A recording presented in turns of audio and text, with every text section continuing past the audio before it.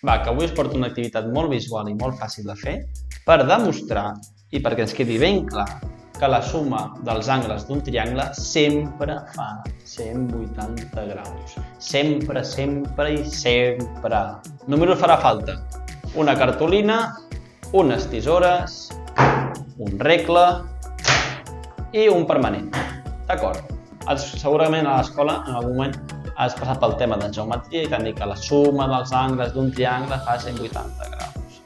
I tu t'ho has d'aprendre de memòria, sense entendre per què.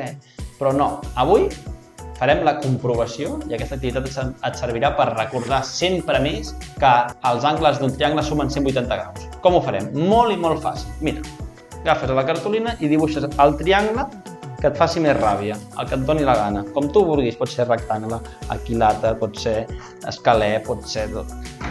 Mentre no tingui tres costats, pot ser qualsevol, d'acord? Jo dibuixo aquest. Aviam. Un cop dibuixat el triangle, marquem bé els angles. Intentem marcar-los una miqueta igual tots, més o menys similar, d'acord? I aquest també.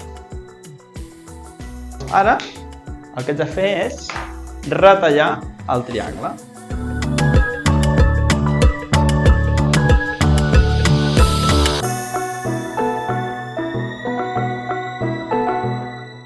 Ja tinc el triangle retallat, ja els tres angles marcats. Següent pas, i ja últim i definitiu.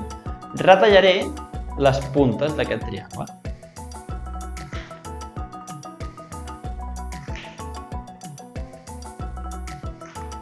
Què passa si ajunto aquestes puntes fent coincidir els angles? Doncs mireu, que bonic i que preciós que queda. Oh, què és això? Justament, si us fixeu, queda una línia recta, queda un angle pla, i un angle pla, com ja sabeu, mesura 180 graus. Doncs fins aquí el vídeo d'avui. Espero que us hagi agradat i us hagi servit de molta ajuda. Vinga, fins un altre. Adéu!